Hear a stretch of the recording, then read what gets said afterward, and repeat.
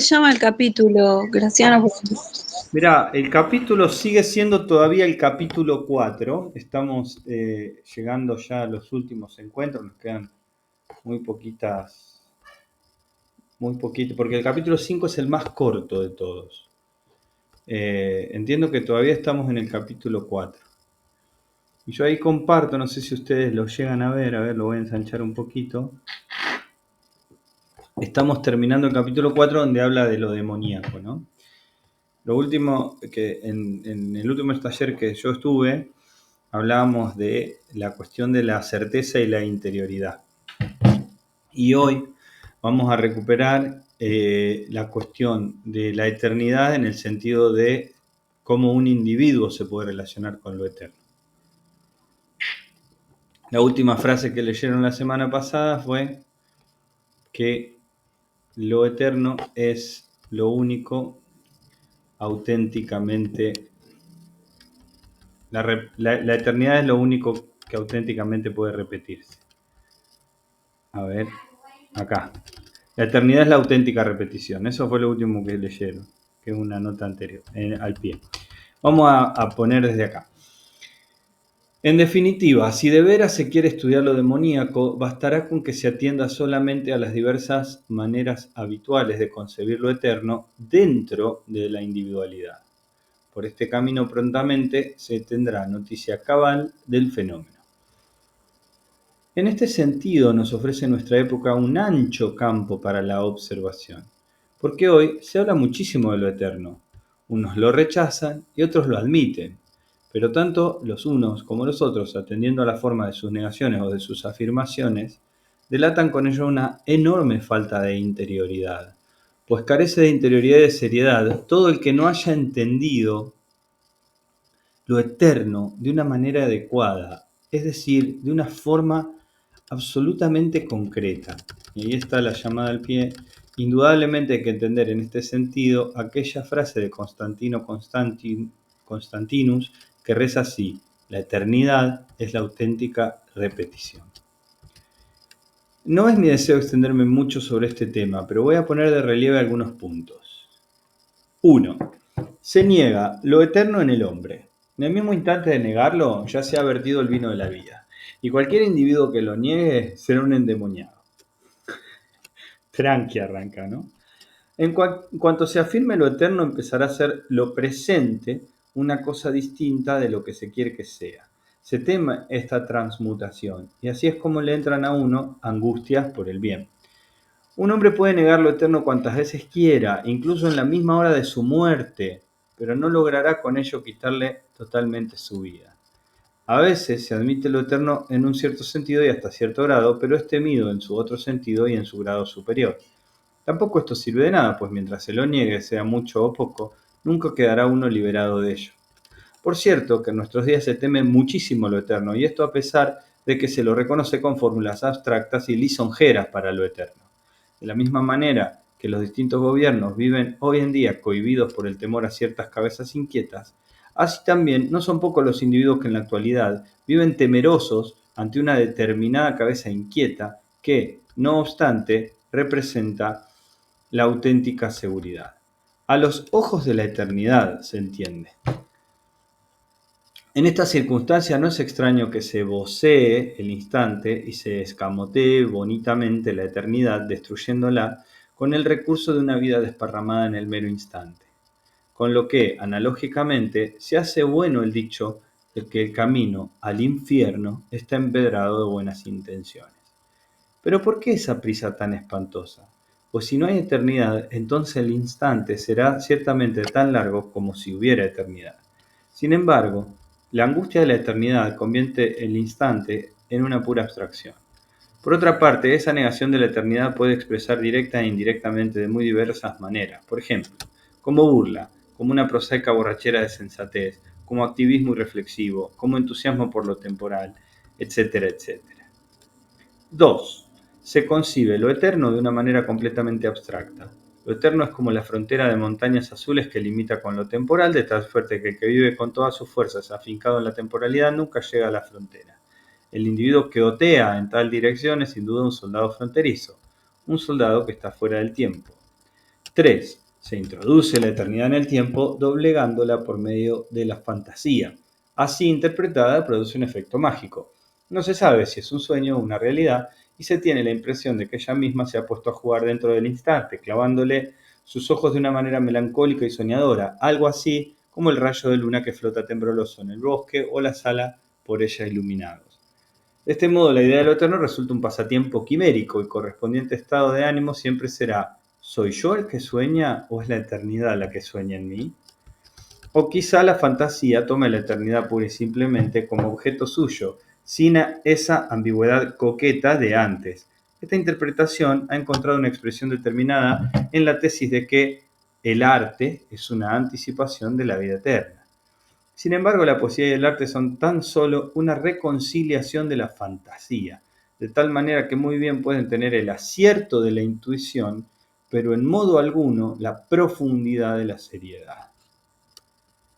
Lo que se hace es acicalar la eternidad con los oropeles de la fantasía, y a renglón seguido empieza uno a tener nostalgias de aquella. Se contempla la eternidad con unos ojos apocalípticos y se quiere hacer como de Dante, si bien el Dante, por grandes que fueran las concesiones que hizo la fantasía, nunca suspendió la efectividad del veredicto ético. 4. La eternidad finalmente se concibe de un modo metafísico. Tantas veces se repite el sonsonete del yo-yo que al fin se convierte uno mismo en el más ridículo de todo. En lo más ridículo de todo, en el yo puro, en la conciencia eterna del yo.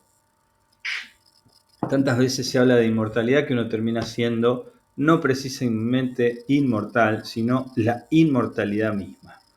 Pero a pesar de todo esto, se cae en la cuenta de repente de que no se ha logrado introducir la inmortalidad en el sistema y entonces se decide dedicarle un sitio en los apéndices.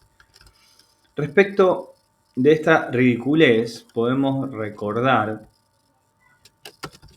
aquella sentencia verdadera de Paul Martin Moller, según la cual la inmortalidad tiene que estar presente en todas partes. Ahora bien, si la eternidad es omnipresente, entonces la temporalidad se convierte en algo por completo distinto de aquello que desearíamos que fuese. O quizá se combina la eternidad de un modo tan metafísico que la temporalidad quede conservada cómicamente en ella.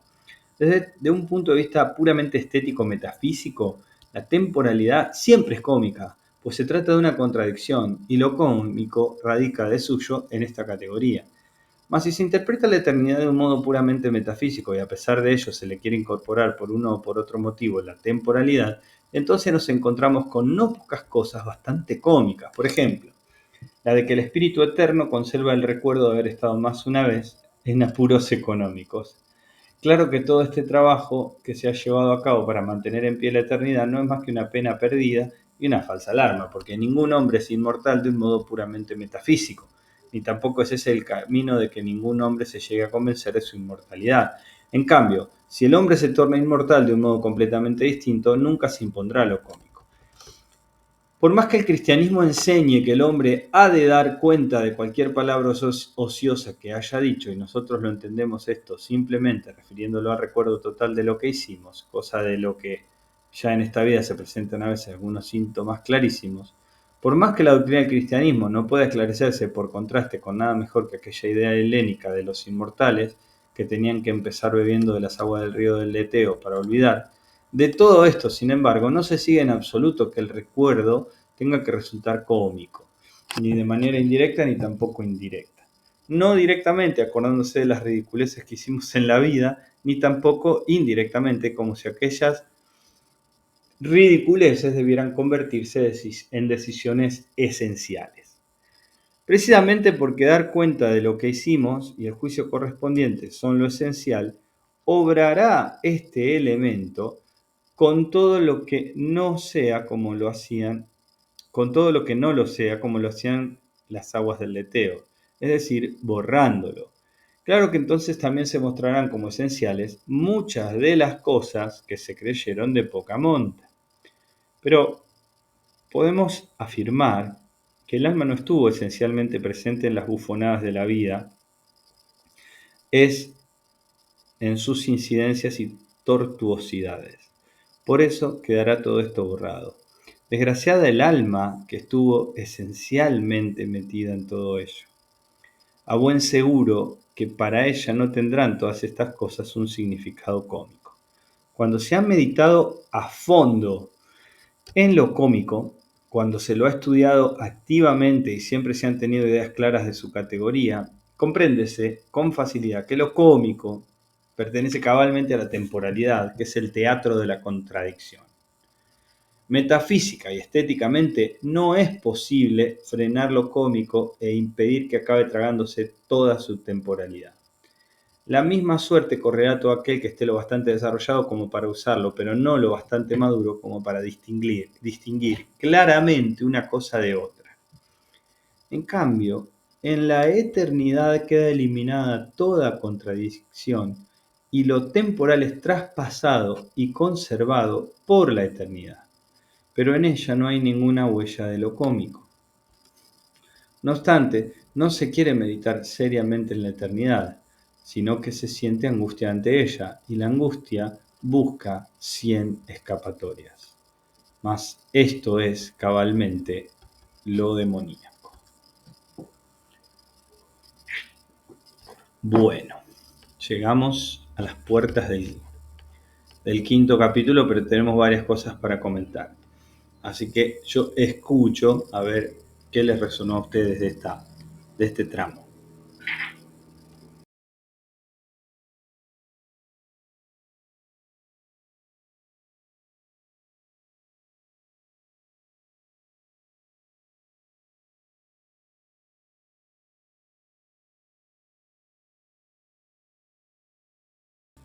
Como breve repaso, si quieren, y cierre del capítulo, lo que tenemos acá es cómo Kierkegaard introduce la categoría de la eternidad para pensarla en vínculo con lo demoníaco.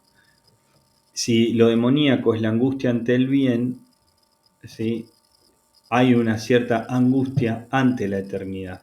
Y estos 4 mecanismos que utiliza el ser humano para escapar de esa angustia. Él resume estas 4, ¿no?, que estaríamos hablando de...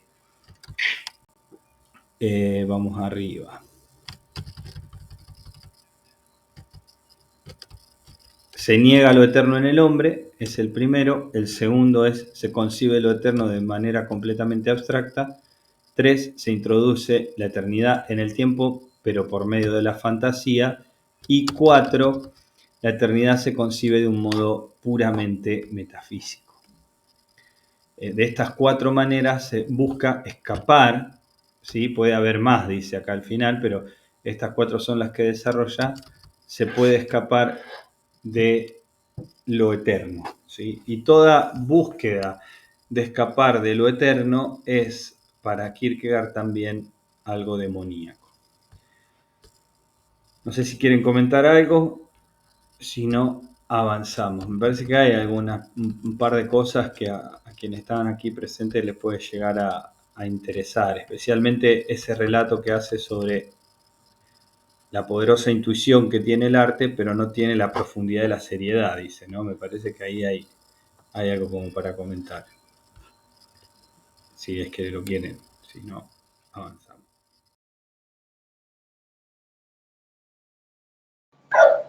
Sí, estaría bárbaro comentar esto de cuando se artistiza, ¿no? Porque dice que la fantasía doblega lo eterno por medio de la fantasía. Claro, efectivamente, cuando se tiene una mirada fantasiosa de lo eterno, uno puede tener algunas intuiciones y en el arte, digamos, no hay nada más elevado para el arte que la percepción a través de la intuición, ¿no? Uno tiene destellos y otras cosas, pero cuando se quiere doblegar ese poder de la eternidad a través de la fantasía, entonces se comete eh, este error, según Kierkegaard, ¿no? Pero me llama la atención cuando dice que el arte puede tener esa lucidez que da la intuición, pero no la seriedad de la eternidad. Porque en última instancia, y ahí resume la cuestión de lo cómico, lo cómico que está atado a lo temporal, siempre trabaja sobre la contradicción, ¿no? Y pareciera que esas contradicciones en la eternidad quedan subsumidas, ¿no? No es que desaparecen, sino que quedan ahí contenidas. Y cuando a mí me llama la atención que plantea que la eternidad es la cosa más concreta de todas, ¿no? Como la única manera de trabajar bien la cuestión de la eternidad es planteando lo concreto que es. Es decir, para cada uno de nosotros como individuos plenos, cada individuo tiene que vérselas con lo eterno.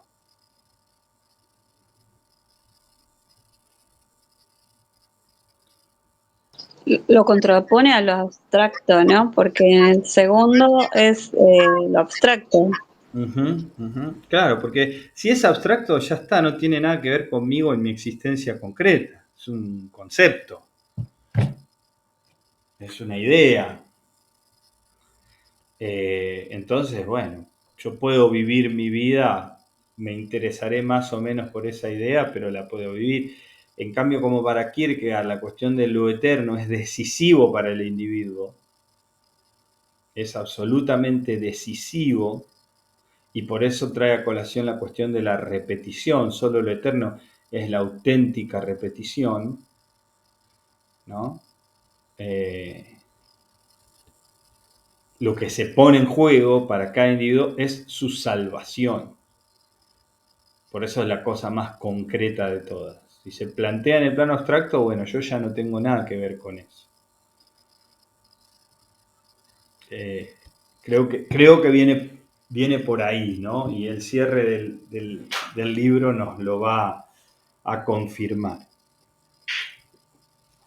Bueno, ¿alguna cosa más o avanzamos ya caminando hacia el final, con la angustia que también presuponen estos finales?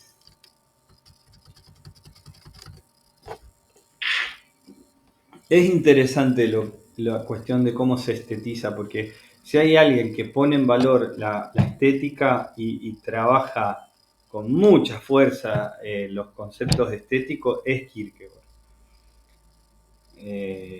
Pero, claro, él al plantear que hay una esfera o eh, una esfera o un ámbito, un estadio superior al estético, contrapone esto, ¿no? Y después cuando empezamos la lectura de la enfermedad mortal, que él plantea que el hombre, que es la relación que se relaciona consigo mismo como síntesis entre lo temporal y lo eterno, ahí también entra de nuevo la cuestión de la eternidad respecto del yo. Bueno, si ustedes me dan el ok, sí, sí sé. No, que también observo que está planteando que lo eterno en relación al arte es profundo, como que el arte es superficial. Podría serlo en la medida en que si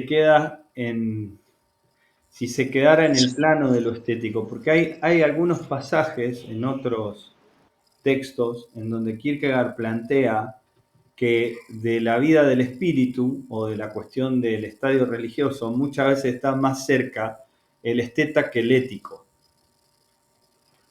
que a veces es más fácil el salto de la fe para el que vive estéticamente en un sentido profundo de la estética que para el que piensa que la vida de la fe es solo cumplir con normas y mandamientos, ¿no? Que sería la visión ética.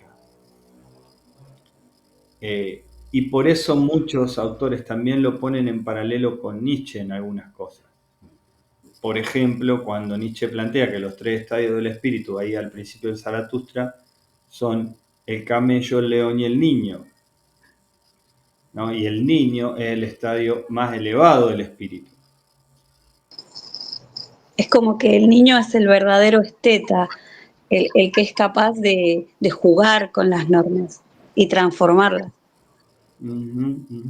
Claro, exacto. Y ahí, bueno, hay una enseñanza evangélica de Jesús que plantea que el que quiera entrar al reino de los cielos y ser parte de ese reino, tiene que ser como los niños. Y yo creo que Nietzsche toma de acá también, ¿no? Tiene que ser como los niños. Es un deber, de alguna manera, o es un camino, digamos, ¿no? Porque en todo ser humano habita... hola, mi vida, ¿vos también querés participar? Mira, saluda, saluda. Acá viene a participar del taller.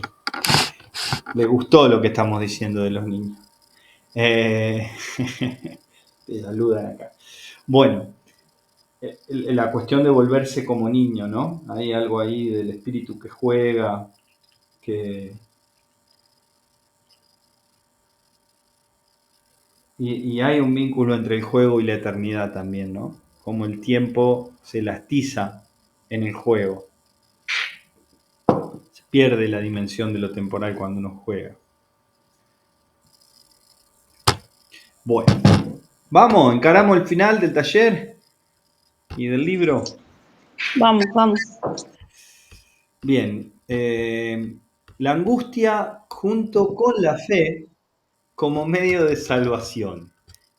En uno de los cuentos de los hermanos Grimm se relata la historia de un mozo que salió a correr aventuras con el solo fin de aprender a horrorizarse. Dejemos a este aventurero que siga su camino, sin preocuparnos ahora de si llegó o no llegó a encontrar algo capaz de infundirle espanto. Lo que sí quisiera dejar bien claro que esa es una aventura que todos los hombres tienen que correr. Es decir, que todos han de aprender a angustiarse. El que no lo aprenda se busca de una u otra manera su propia ruina. O porque nunca estuvo angustiado, o por haberse hundido del todo en la angustia. Por el contrario, quien haya aprendido a angustiarse de la vida forma, ha alcanzado el saber supremo. El hombre no podría angustiarse si fuese una bestia o un ángel, pero es una síntesis y por eso puede angustiarse. Es más, tanto más perfecto será el hombre cuanto mayor sea la profundidad de su angustia. Sin embargo, esto no hay que entenderlo como suele entenderlo la mayoría de la gente, en el sentido de una angustia por algo exterior que está fuera del hombre, sino de tal manera que el hombre mismo sea la fuente de la angustia. Solo en este sentido ha de entenderse lo que se dice acerca de Cristo, que se angustió hasta la muerte. Y también así se ha de entender lo que el mismo Cristo le dice a Judas: lo que has de hacer, hazlo pronto. Ni siquiera las terribles palabras, Dios mío, ¿por qué me has abandonado?, que a Lutero tanto le horrorizaban cada vez que predicaba sobre ellas, ni siquiera estas palabras, repito, expresan el dolor con tanta fuerza como las anteriormente citadas. La razón es bien sencilla, ya que con las últimas palabras se designa la situación en que Cristo se encontraba, mientras que con las primeras se designa la relación a un estado todavía inexistente. La angustia es la posibilidad de la libertad. Solo esta angustia, junto con la fe, resulta absolutamente educadora. Y esto en la medida en que consuma todas las limitaciones finitas y ponga al descubierto todas sus falacias. A este propósito se puede afirmar que no ha existido ningún gran inquisidor que tuviera preparados tormentos tan espantosos como los de la angustia, y que no ha habido ningún espía que, como la angustia, supiera atacar con tanta astucia a los sospechosos, que no ha habido ningún espía que, como la angustia, supiera atacar con tanta astucia a los sospechosos, precisamente en el momento en que se manifestaban más débiles o embaucándoles para que ellos mismos se metieran en el garlito como corderos. Y finalmente, que nunca ha habido un juez que con tanta perspicacia acertase a examinar una y mil veces al acusado como lo hace la angustia, la cual no le suelta en ninguna ocasión, ni en las diversiones, ni en el medio del bullicio, ni en el trabajo, ni durante el día, ni durante la noche. El educando de la angustia es educado por la posibilidad, y solamente el educado por la posibilidad está educado con arreglo a su infinitud. Por eso la posibilidad es la más pesada de todas las categorías. Es verdad que se suele afirmar generalmente lo contrario, que la posibilidad es muy ligera y que la realidad es muy pesada. Pero ¿a quiénes se le oyó afirmar semejante cosa? A algunos pobres diablos que no han sabido nunca lo que es la posibilidad y que, por otra parte, en cuanto a la realidad les ha mostrado bien a las claras que nunca sirvieron ni servirán para nada de provecho, se han puesto a refrescar de modo falaz una determinada posibilidad. Una posibilidad tan bella y tan encantadora, a sus ojos se entiende, porque en el fondo tal posibilidad, y esto en el mejor de los casos, no es más que cierta simplicidad juvenil, de la que más bien deberían avergonzarse. Por esta razón, naturalmente, la idea que ellos tienen de la posibilidad, afirmándola tan fácil, no apunta más que a una posibilidad de dicha, éxito, etc. Pero la posibilidad no es esto. ¿Cómo lo iba a hacer si solo se tratase de una invención fraudulenta para camuflar la perversión humana y así tener motivos para lamentarse de la vida y la providencia, a la par que se tiene la oportunidad uno de darse a sí mismo importancia? No, en la posibilidad es todo igualmente posible, y quien haya sido educado de veras por la posibilidad habrá llegado a comprender con no menor perfección las cosas que nos infunden espanto como las que nos hacen sonreír. Cuando uno de estos hombres haya pasado por la escuela de la posibilidad y sepa con mayor seguridad que el niño conoce su abecedario, que no puede exigir absolutamente nada de la vida, que el espanto de la perdición y ruina habitan puerta a puerta la vera de todo ser humano, cuando por añadidura uno de estos hombres haya comprobado a fondo que cualquier angustia que llegó a sobrecogerle en un momento dado no dejó tampoco de volver a la cita en el momento siguiente, entonces, sin duda, este hombre dará otra explicación de la realidad. La ensalzará y se acordará incluso cuando la realidad sea más aplastante, que a pesar de todo, ella es muchísimo más ligera que lo que era la posibilidad. Solamente la posibilidad puede educar de esta manera, pues la finitud y las circunstancias finitas en las que se ha señalado un puesto al individuo, sea pequeña y vulgarísima, o hagan época en la historia, solo educan finitamente. En este caso, siempre es posible engaitar las circunstancias. Siempre se puede sacar de ellas algo distinto, andar con regateos y rebajas, mantenerse uno fuera hasta cierto punto e impedir que se aprenda absolutamente nada de las mismas. Es más, de tener que sacar alguna lección de las circunstancias, es preciso que el individuo a su vez posea en sí mismo la posibilidad y forme con sus propias manos la cosa de la que ha de aleccionarse. Y esto en el próximo momento, y esto aunque en el próximo momento tal cosa no reconozca en absoluto que él la formó, sino que lo deja desarmado del todo. Ahora bien, para que un individuo sea educado de un modo tan absoluto e infinito por la posibilidad, se necesita que él, por su parte, sea honrado respecto de la posibilidad y que tenga fe. Por fe entiendo yo aquí lo que con mucha exactitud consigna Hegel, eso sí, a su modo siempre tan típico, en alguna parte de su obra, a saber, la certeza interior que anticipa la infinitud. Si se administran honradamente los descubrimientos de la posibilidad, entonces ésta descubrirá también todas las limitaciones finitas, pero idealizándolas en la forma de la infinitud y anegando al individuo en la angustia, hasta que éste, por su parte, las venza en la anticipación de la fe. Lo que estoy diciendo quizá le parezca a muchos un discurso sombrío y mediocre. No me extraña, pues se trata de gente que incluso se jactan de no angustiarse nunca. A esta gente les respondería yo que ciertamente no debemos angustiarnos por las sombras y las cosas finitas, pero teniendo muy en cuenta que solamente el que haya recorrido la angustia de la posibilidad estará bien educado para no caer presa de la angustia. No porque evite los horrores de la vida, sino porque estos siempre serán insignificantes en comparación con los de la posibilidad. Si mi interlocutor insiste en la opinión de que su grandeza estriba en el hecho de no haberse angustiado nunca, entonces no tendría por mi parte ningún inconveniente, sino sumo gusto, en ofrecerle la explicación que a mí me merece el fenómeno de tal jovialidad, a saber, que todo ello es debido a su falta enorme de espiritualidad.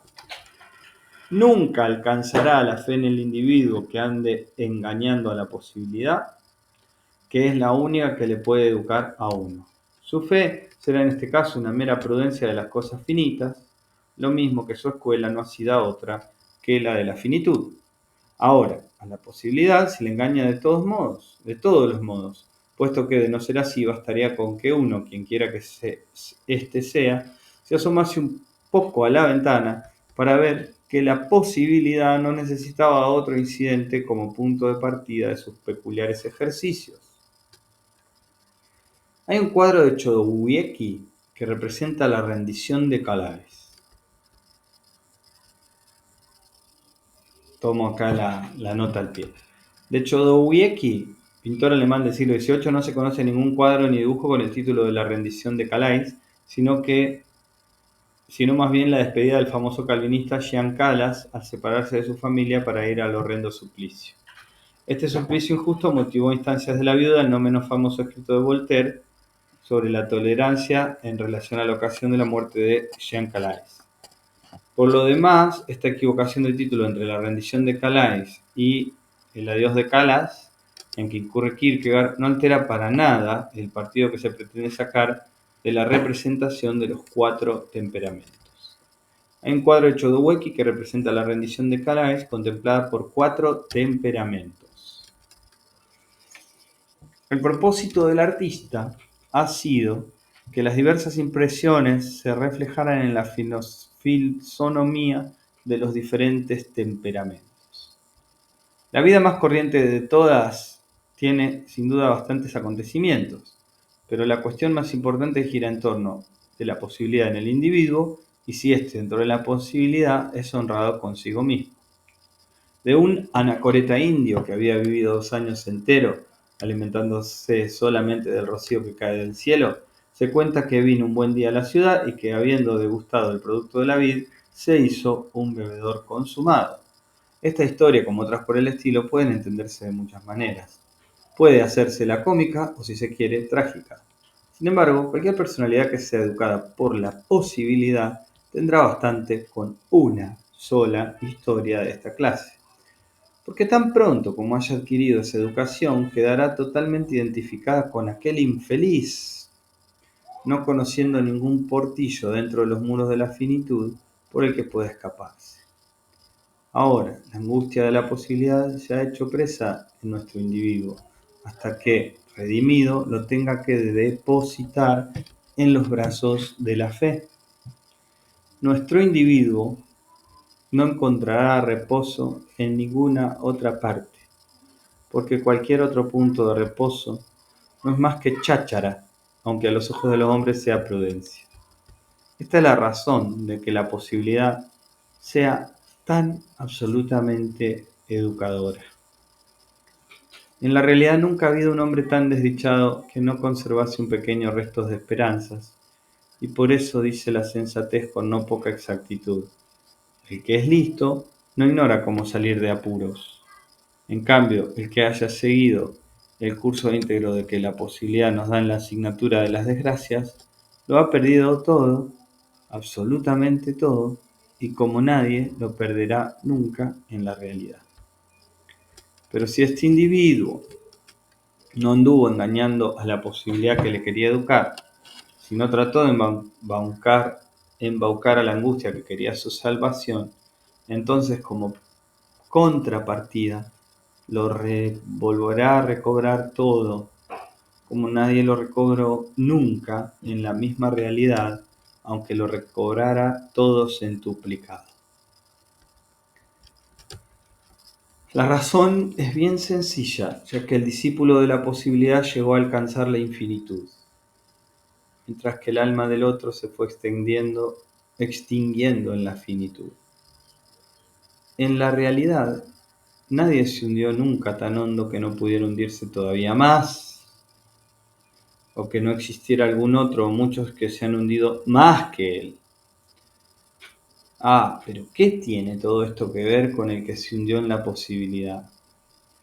El vértigo se asomaba a su mirada, y sus ojos estaban tan desorbitados que ya no era capaz de divisar mientras se ahogaba la congruencia de los criterios que los hombres de circunstancias le proponían como tabla de salvación. Y sus oídos estaban tan embotados que ya no oía las contestaciones estupendas que se hacían de los hombres en los corros bursátiles de la época. No, nuestro hombre ya no oía decir a la gente que él era tan bueno como lo puede hacer cualquiera de la masa. Nuestro hombre, pues, se hundió del todo en la posibilidad.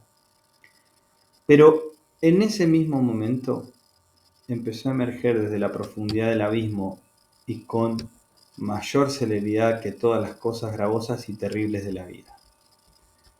Lo que no se puede negar es que el discípulo de la posibilidad, si bien no esté expuesto, como los discípulos de la finitud, a entrar en relación con las malas compañías o a descarriarse de uno u otro modo, sin embargo, está propenso a correr un riesgo muy grave, el del suicidio.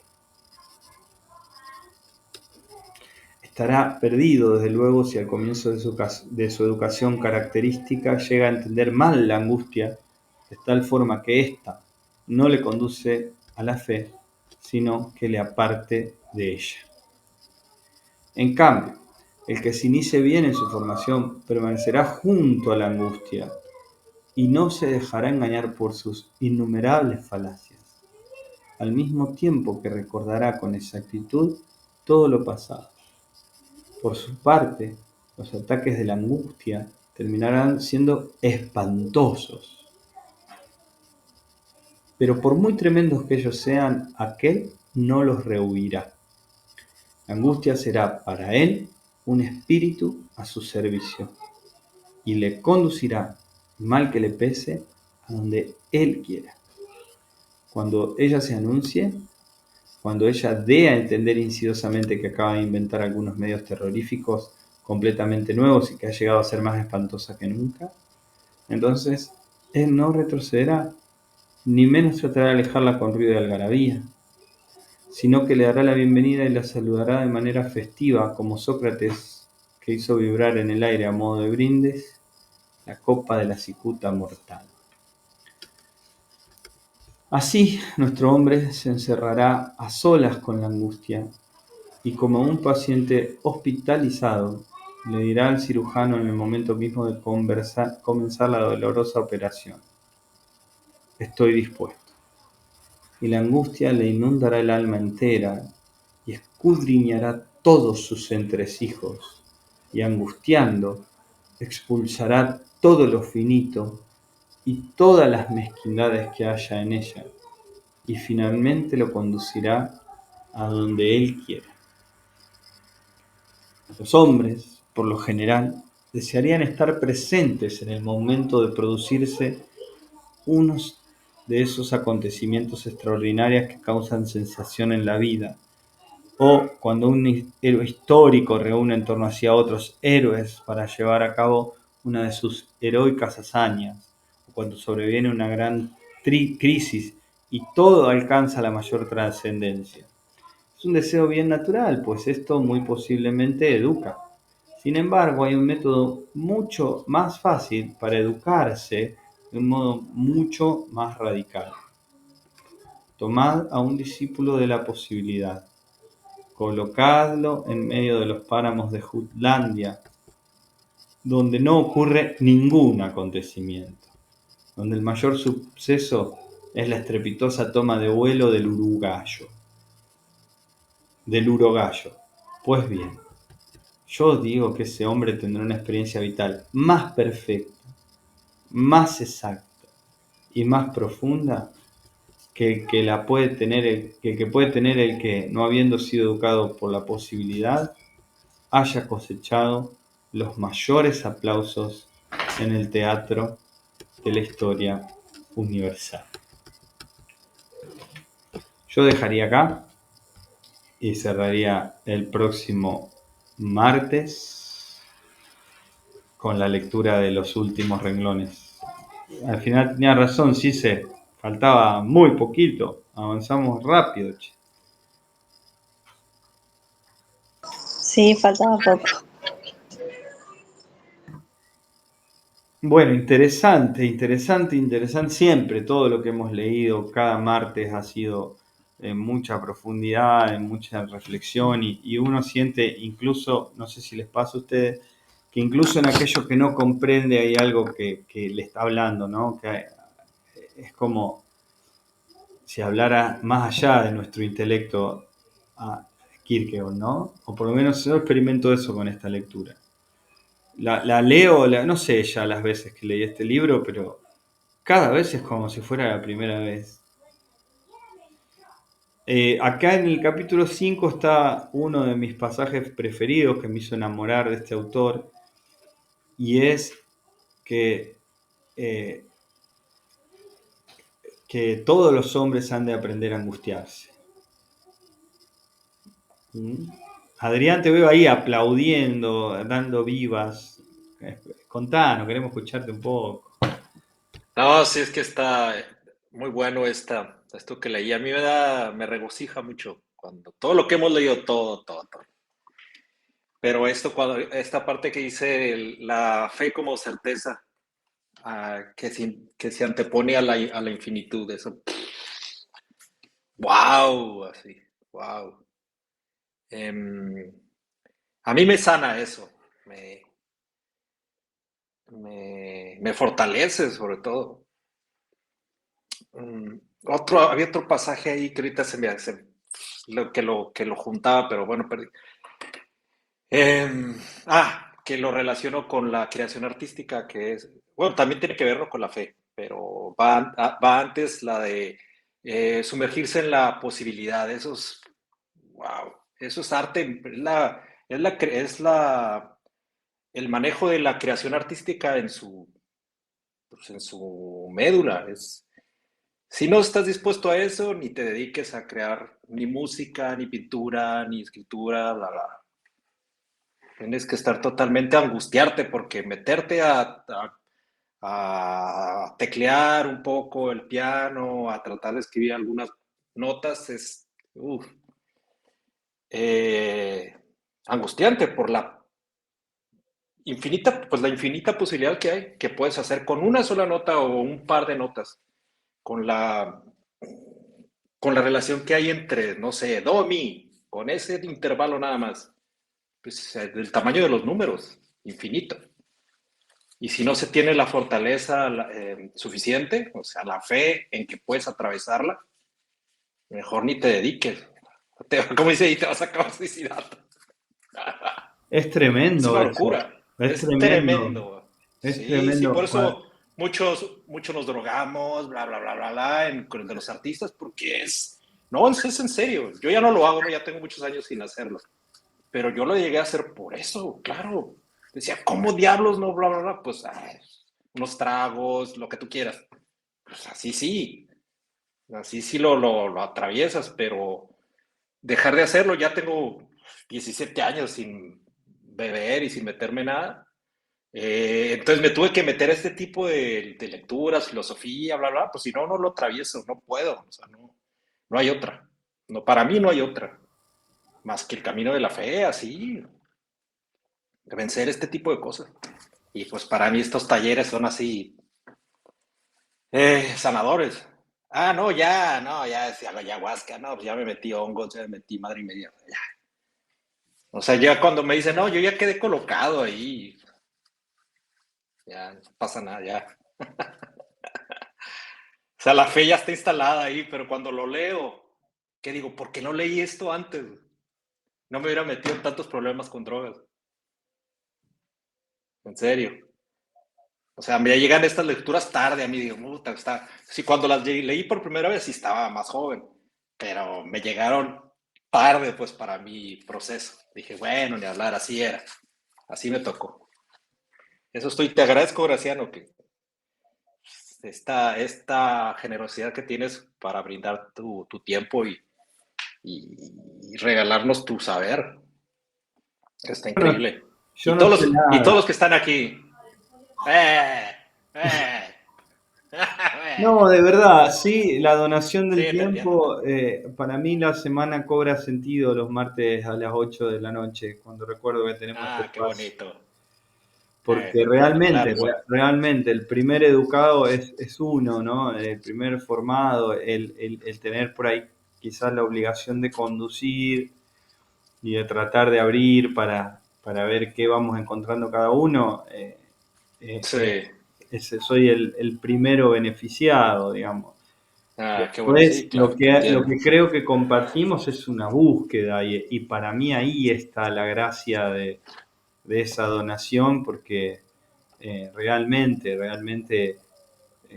es extraordinario escucharlos, comentar estos pasajes y saber que tenemos un maestro, un amigo y un compañero de camino que además tiene una profundidad intelectual impresionante, ¿no? Porque hoy en un mundo donde uno encuentra tanta basura vendida Sí, como si fuera wow, el sí, desafío que nos presenta este autor de pensar seriamente y cada uno, cada cual, sin recetas, sin menospreciar al otro, sin querer engañarlo, dejándolo, sí, que sea educado por la posibilidad. Yo creo que ahí está realmente la maestría de Kierkegaard, ¿no? De que nos enseña el sí. camino por el cual cada cual puede ser educado, formado.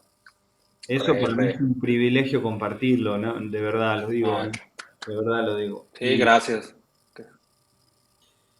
Y la fe, Gracias. me alegro que esto sea para fortalecer porque también uno lo hace con nada, con las dudas, con la sensación a veces de que no hay sentido, ¿viste? Sí, sí, Con ese abismo que se abisma frente a uno, dentro de uno. sí. Eh, Así que agradecidísimo y gracias por contarnos también tu experiencia. No, a Eh, ustedes por escuchar. bueno, bueno, bueno. Bueno, así vamos cerrando entonces el que va a ser el penúltimo taller. El martes que viene hacemos el cierre. Yo no creo que nos lleve una hora, pero por ahí, si quieren apuntarse las cosas que se llevan del taller y- o sus pasajes favoritos del libro, por ahí terminamos de leer y hacemos ahí una rondita. ¿Eh? Un abrazo enorme, enorme. Voy a cortar la grabación.